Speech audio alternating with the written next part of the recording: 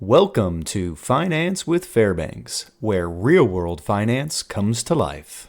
Remember to like this video and subscribe to the channel.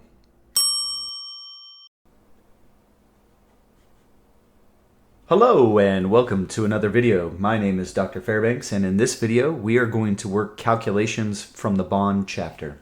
Let's go ahead and begin. Fair & Co. has a bond with the following characteristics: a par value of 1,000, time to maturity of 8 years, a coupon rate of 4%, paid semi-annually, and a yield to maturity of 6%. Calculate the present value of the annuity component, the lump sum component, and the bond price.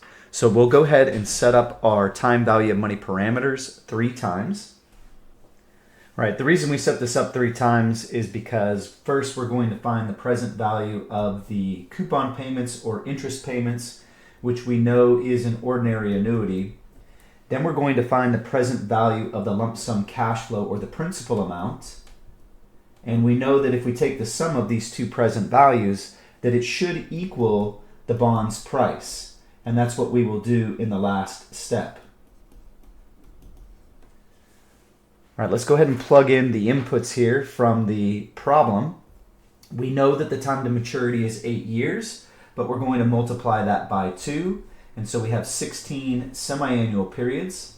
The discount rate is 6%, or the yield to maturity is 6%. But again, we have to adjust it for the semi-annual compounding periods.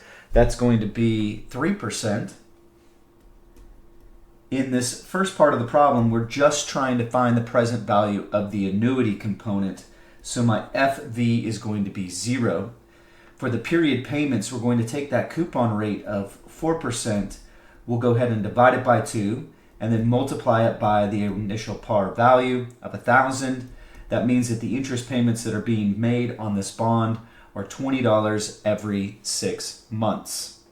Now for the lump sum cash flow, it's the same number of periods.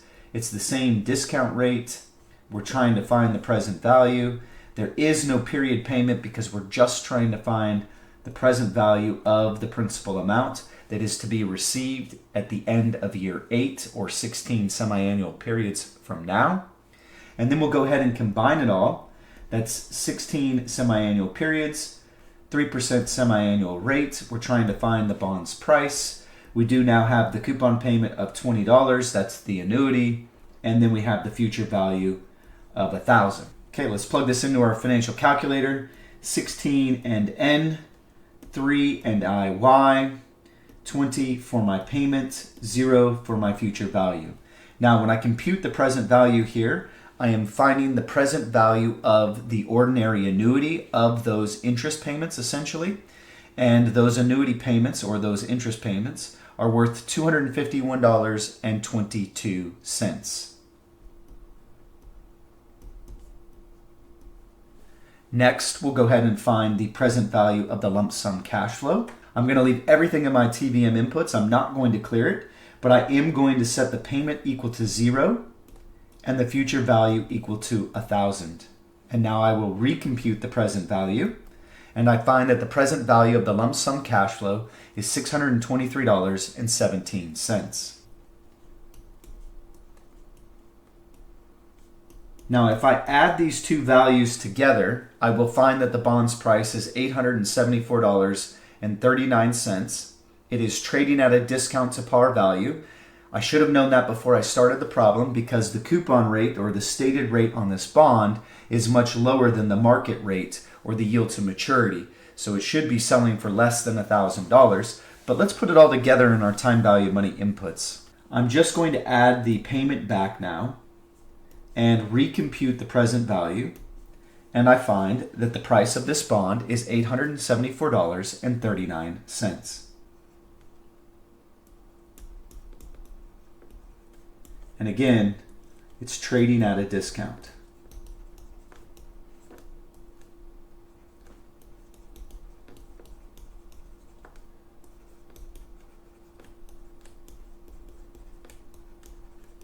And that's because the yield to maturity or the market rate is greater than the coupon rate. All right, Gwen Enterprises has a bond with the following characteristics: a par value of 1,000, time to maturity of 10 years, a coupon rate of 8%, and a yield to maturity of 5.5%. Once again, we will assume semi-annual compounding, and we are going to find the present value of all three component parts: the annuity, the lump sum, and then the price of the bond. Now, in this scenario, the yield to maturity is actually less than the coupon rate, and so it's no longer trading at a discount. It is now trading at a premium. What does that mean? It means that the answer, or the bond's price, should be greater than $1,000. Let's go ahead and set up our time value of money input parameters. All right, now that we've got this all set up, we'll go ahead and put the numbers next to each input. We know we have 10 years to maturity, but it's semi-annually compounded, so we'll take 10 times 2 to find the 20 semi-annual periods. Our yield to maturity, or discount rate, is 5.5%, but we need to obviously divide that by 2 to convert it to a semi-annual rate. That's going to be 2.75. The annuity component will assume that the future value is 0. We do need to find those semi-annual coupon payments. We know our coupon rate is 8%. We'll divide that by 2, multiply it by the $1,000 par value, and we see that the interest payment every 6 months is $40 in this example. We'll carry that information over, so we have 20, 2.75. Again, we're trying to find the price in all of these different parts. We know that there's no payment when we're trying to find the present value of the lump sum. And then we've got 20, 2.75. It's going to be 40. That's going to be the semi-annual payment. And then 1,000. So let's go ahead and find the present value with our calculator. 20 for N, 2.75 for IY, 40 for the payment, and 0 for the future value. Compute PV. We see that the present value of the annuity component in this example is $609.09.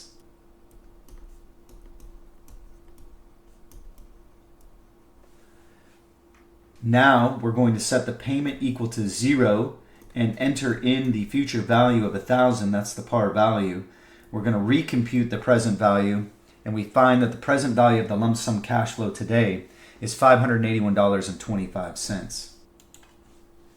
If I add these numbers together, I find that the price of the bond is $1,190.34. But let's go ahead and prove that with the financial calculator. In the financial calculator, we'll simply add the payment back now and recompute the present value. And we do in fact find that the price of the bond is $1,190.34. And it is trading at a premium relative to its par value. It's trading for more than its par value overall. CollectCo Enterprises has a bond with the following characteristics. Par value is 1,000, time to maturity is 14 years. It is a 0 coupon bond, and it has a yield to maturity of 5%. Even though it is a 0 coupon bond, we are still going to assume semi-annual compounding here.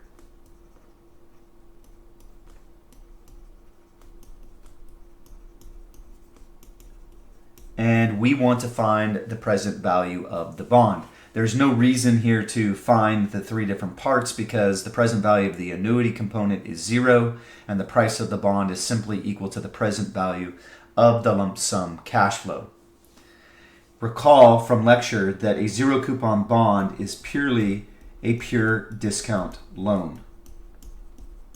There are no period payments and there's no principal reduction. There's only one cash flow. It occurs at the end, at the time when it matures, and that cash flow at the end includes both the principal as well as the interest. Let's go ahead and set this up.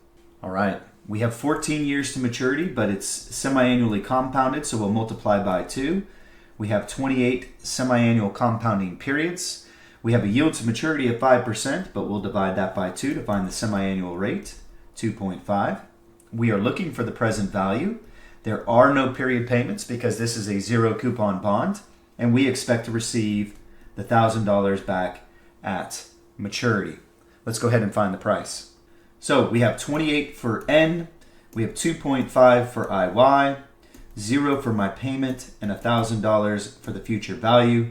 The current price of this bond is $500.88.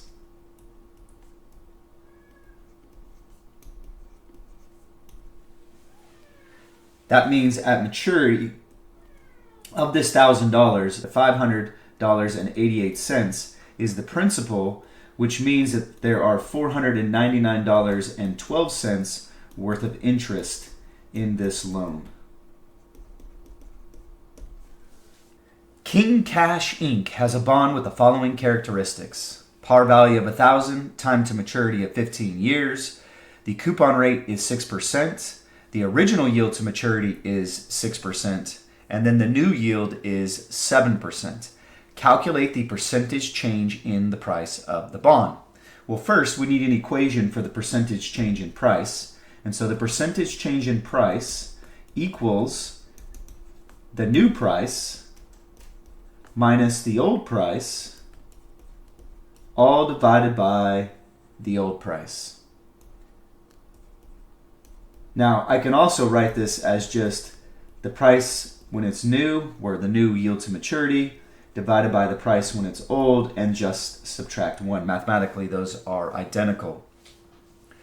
Now, let's go ahead and set this up with our TBM inputs. Okay, so now that we have this set up, let's go ahead and input the numbers into this.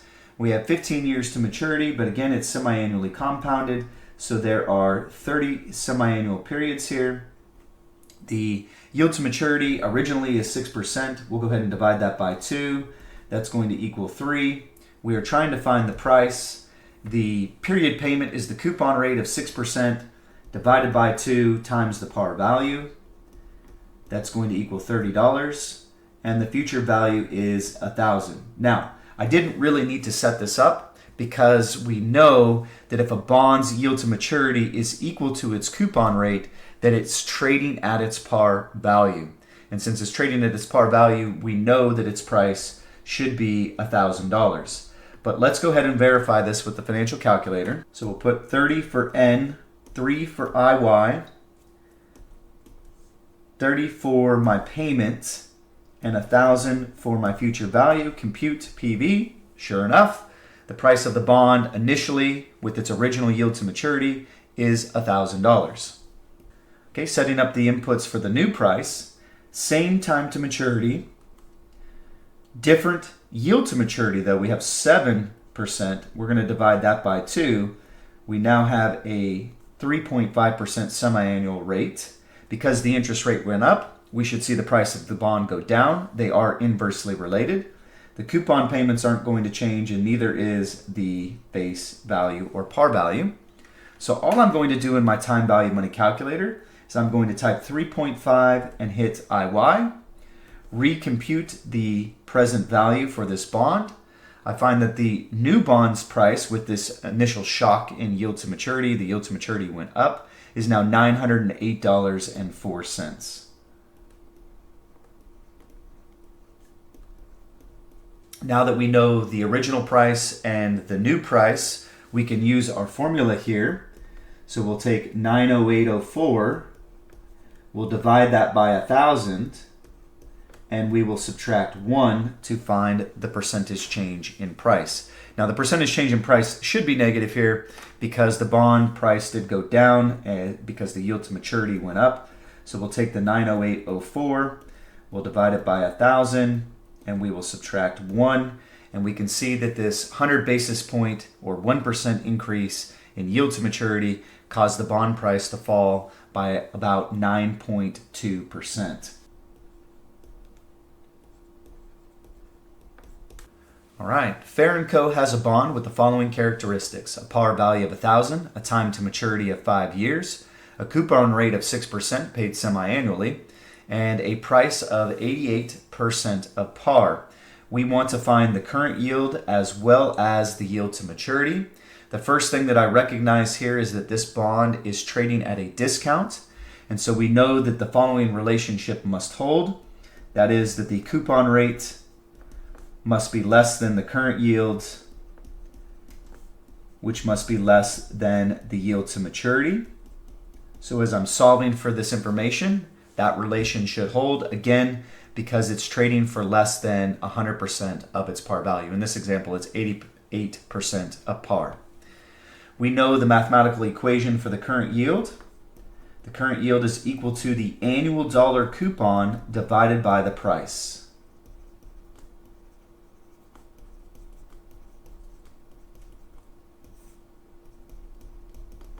Let's go ahead and solve for the annual dollar coupon.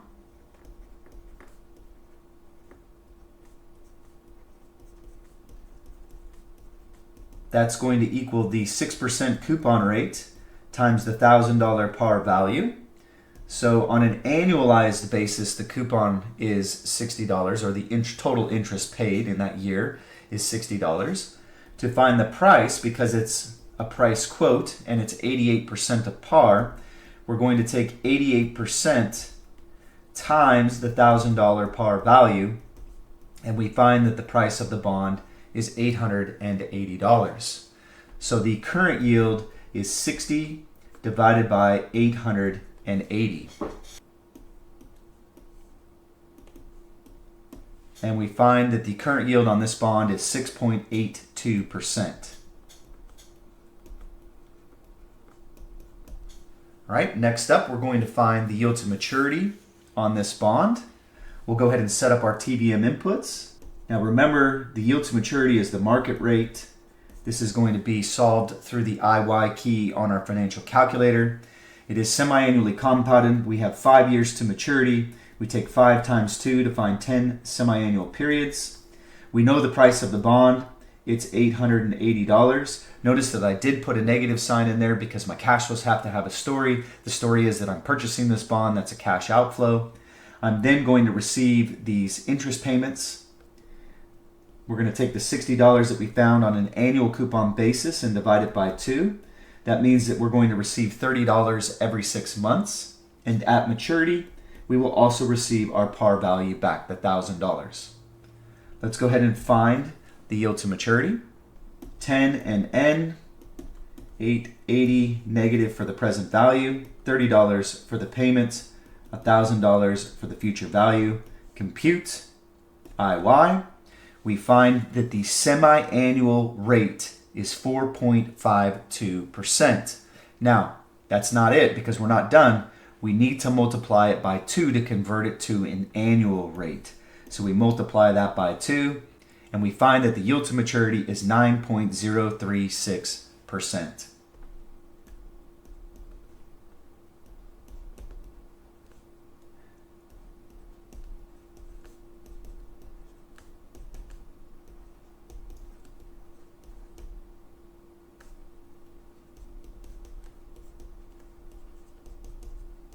The number one mistake that students make when solving for yield to maturity is forgetting to multiply their answer by 2.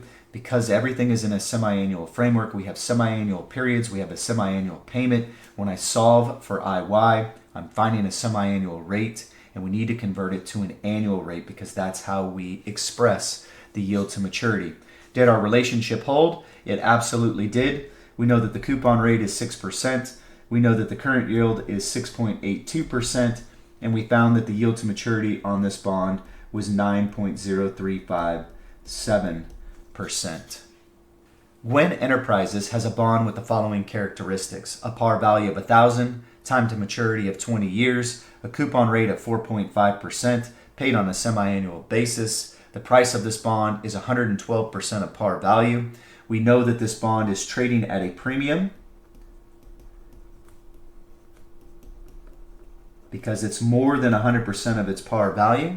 That means that the relation between these three things flips from the prior problem. So now the coupon rate must be greater than the current yield, which must be greater than the yield to maturity. And once again, in this problem, we're trying to solve for the current yield as well as the yield to maturity. So let's go ahead and find the annual dollar coupon.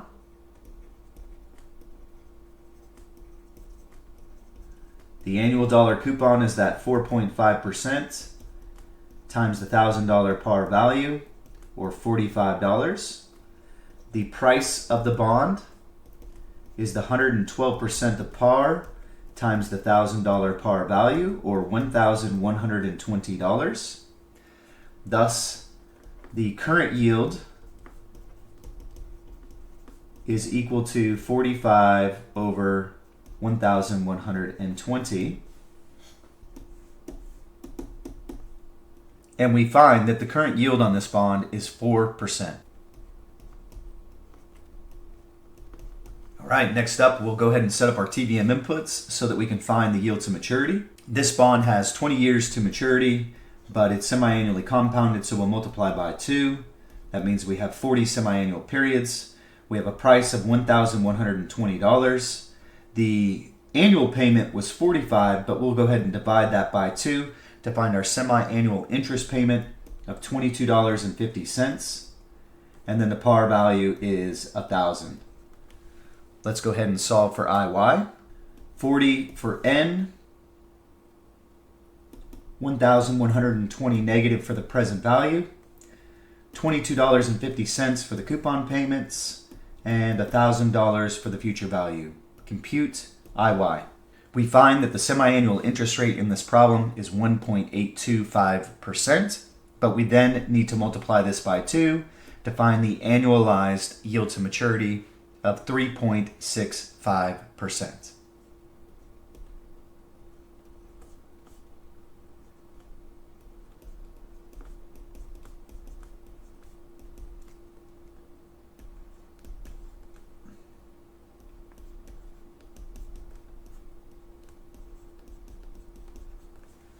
Again, the biggest mistake people make is forgetting to multiply by 2, but let's check to see if this relationship held.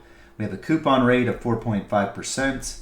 That is greater than 4.02 that we found for the current yield, which is greater than the 3.649 that we found for the yield to maturity.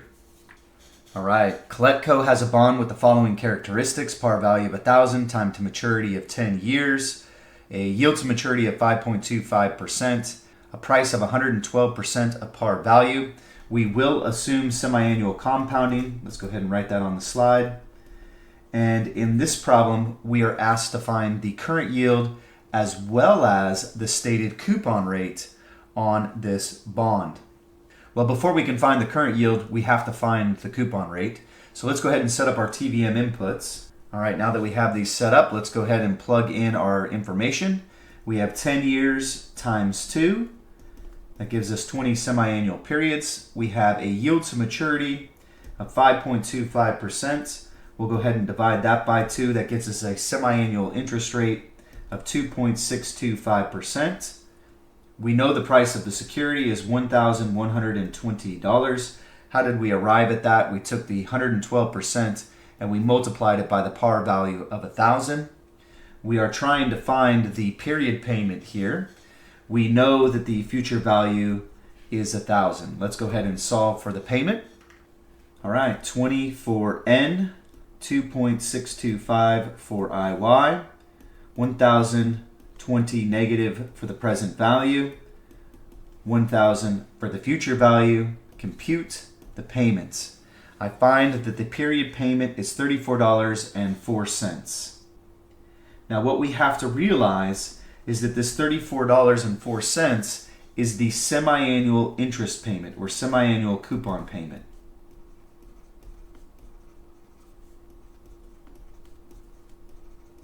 Okay, since it's a semi-annual coupon payment, we're going to multiply it by 2. That tells me that the annual dollar coupon is $68.08. Remember, to find the current yield, we take the annual dollar coupon divided by the price of the bond. So we can go ahead and do that now. The current yield is $68.08, all divided by the $1,120. So we can take our answer, we'll multiply it by 2, and then we will divide it by $1,120. We find that the current yield on this bond is 6.08%.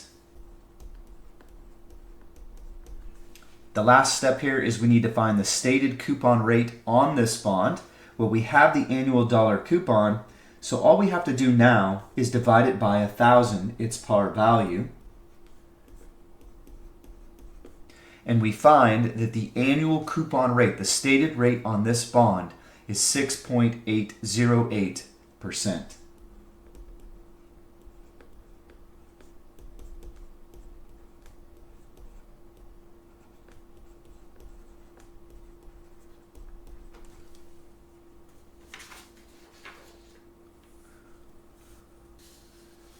All right, King Cash Inc. has a bond with the following characteristics: par value of 1,000, coupon rate of 8%, paid semi-annually, a yield to maturity of 6%, and a price of 120% of par value.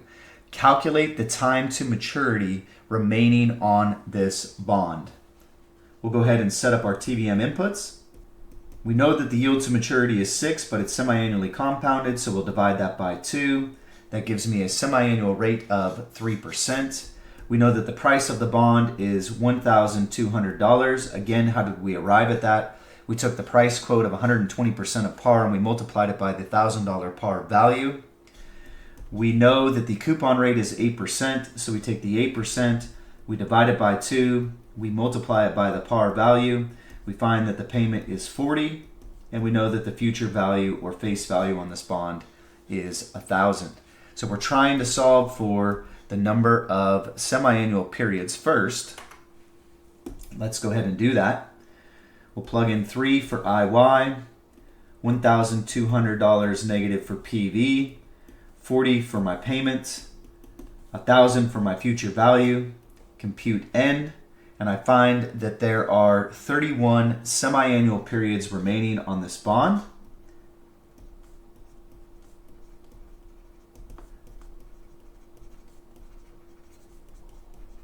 But we want to convert this to years, so what we're going to do is we'll take the 31 and we'll divide it by 2, and we can see that there is 15.5 years until maturity.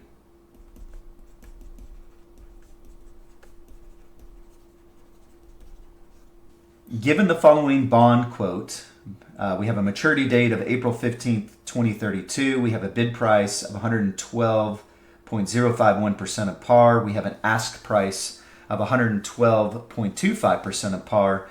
And the change in the ask price from the prior day was 0.25%. Now remember, we sell at the bid price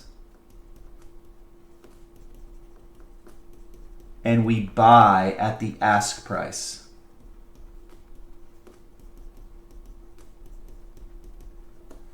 The first part of this question says, calculate an investor's price to buy $15,000 of par value in this bond. So we'll take the $15,000. They're purchasing the bond, they're buying it, which means we use the ask price of 112.25%. Let's use our calculators here. 15,000 times 112.25%. And we find that they would have to pay $16,837.50 to purchase $15,000 worth of par value in this bond. Next, it says calculate the amount an investor would receive from selling $100 worth of par value in this bond. If they're selling, you sell at the bid price. So we take the $100 worth of par that they want to purchase, and we multiply that by the 112.051%. In this problem, they would receive $112.05 for selling $100 worth of par value in this bond. All right, given the following bond quote information, we have a clean price of $1,200. The face value is $1,000. The coupon rate is 5%, paid semi-annually, and the next coupon payment is 2 months from now. Calculate the invoice price or the dirty price on this bond. Now, recall that the dirty price is equal to the clean price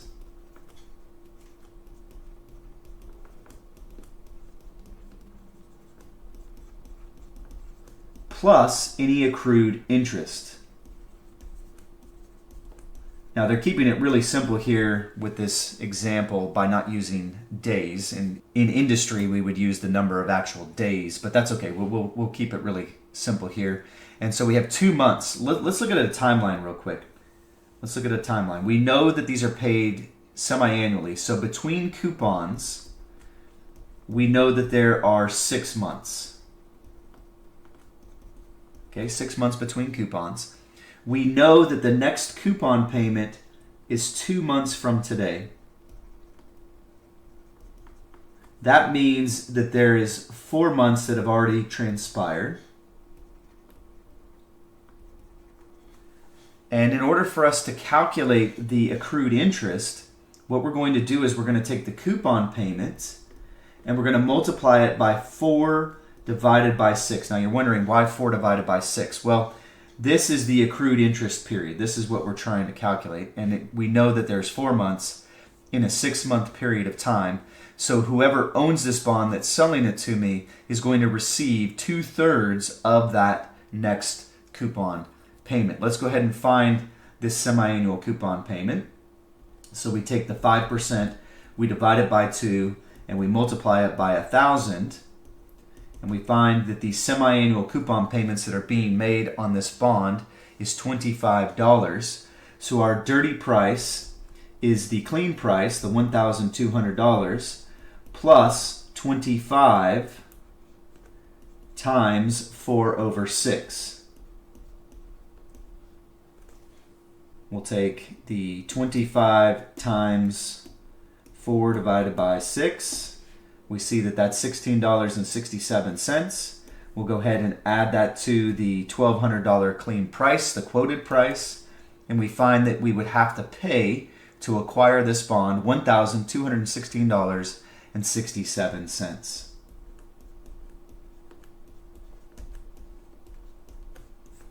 That is the invoice price on this bond. Okay, suppose a 10-year Treasury note yields 4.05% and a 10-year Knox County note yields 3.57%. An investor has a marginal tax rate of 30%. Calculate the after-tax yield for the Treasury note, calculate the tax equivalent yield for the Knox County note, and calculate the tax rate that would make the investor indifferent between the two bonds. Remember, Treasury notes are taxable at the federal level, whereas these municipal bonds are tax exempt. So right now, when I'm comparing the yields on these two securities, it's kind of like comparing apples and grapefruits. It's not even similar at all.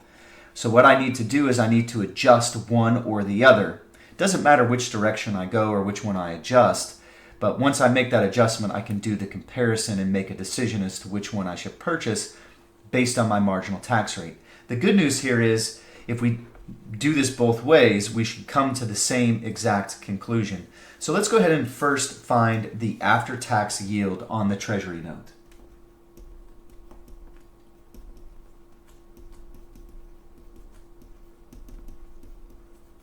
The after-tax yield on the Treasury note is going to equal the 4.05%, what it's yielding now, times 1 minus the marginal tax rate of 30%.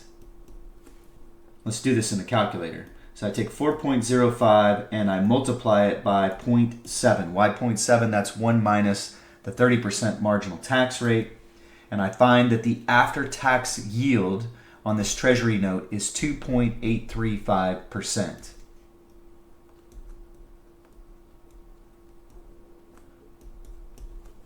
All right, that's the after-tax yield. Once I've calculated this number, I can now compare it directly to the yield on the Knox County security, which happens to be 3.57%.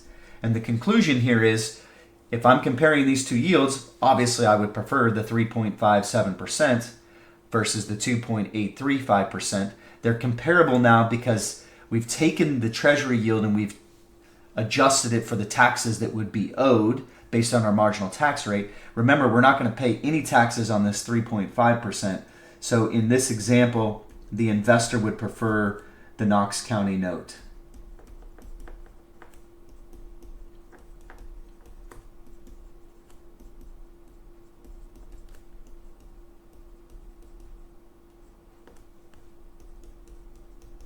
All right, let's see if we come to the same conclusion. We should if we find the tax equivalent yield.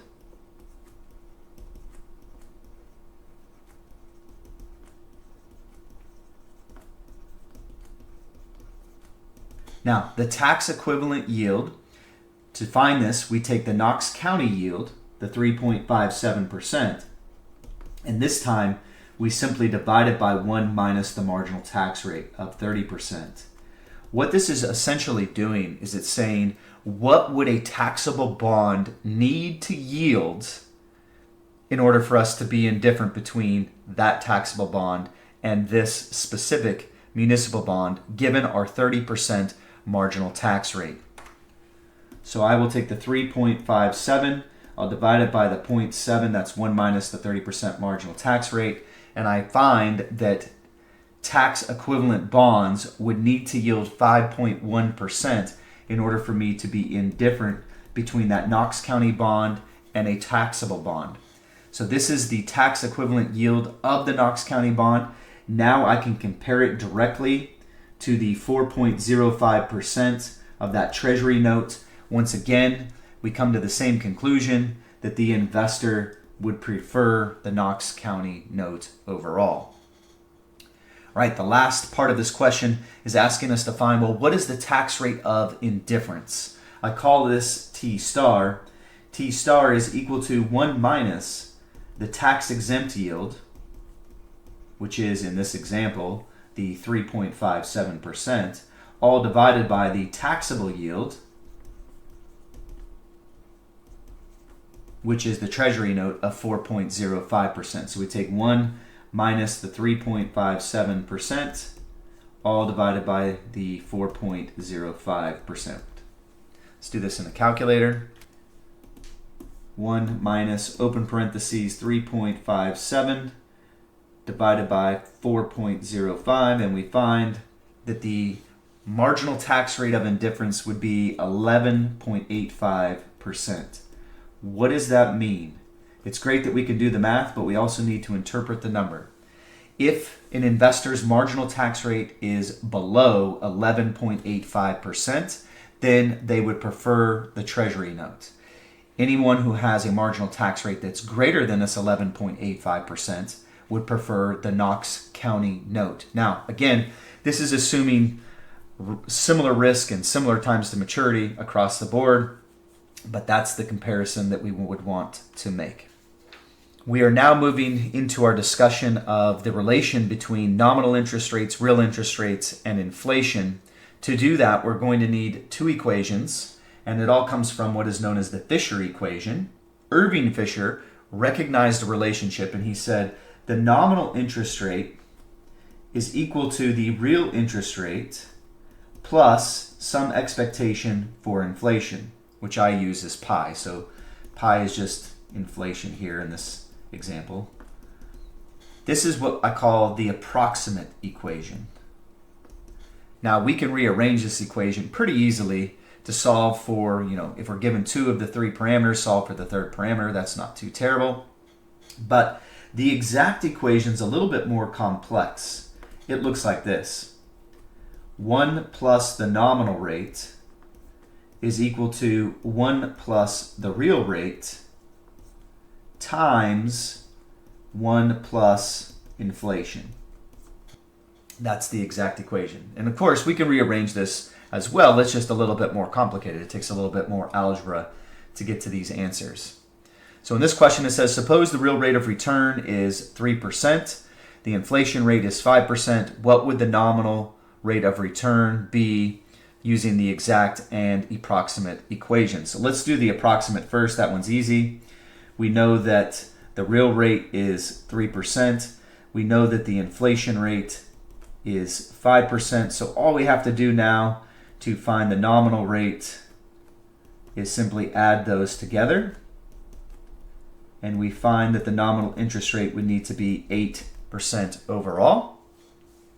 Now, using the exact equation, we need to go 1.03, that's 1 plus the real rate of return, times 1 plus inflation, minus 1. We'll do this in the calculator. 1.03 times 1.05 minus 1 is 8.15%. Now the reason the exact equation is a little bit more than the approximate is because if we FOIL this math out, we would find a cross product term between the real rate and the inflation rate. What I mean by that is it would look like this: real plus inflation plus real times the inflation rate. That's the cross product term, right? If we FOIL this out, and the 1 disappears because we subtract 1 from both sides there. So it would be real plus inflation. That's the approximate equation, but we don't have this other term in the approximate equation. And you can see in this example, it was about 15 basis points or 0.15%. Okay, let's try another example here. We know that the nominal rate of return is 12%. I use a capital R to denote the nominal rate. The inflation rate is 6%, and we want to find the real rate of return using the approximate and the exact Fisher equations. Let's do the approximate equation first. We know that the approximate equation says that the real rate is equal to the nominal rate minus inflation. Or if we're using letters, little r is equal to capital R minus pi, that inflation rate. Let's go ahead and plug this in. We take 12% minus 6%. We find that the real rate of return would be 6% in this example. Well, what about the exact number? Let's look at that. Well, to find the real rate of return using the exact Fisher equation, we would have to rearrange it. And what that looks like is this. We would take 1 plus the nominal rate, all divided by 1 plus inflation, and we would subtract 1. Okay, so here we've got 1.12 divided by 1.06 minus 1.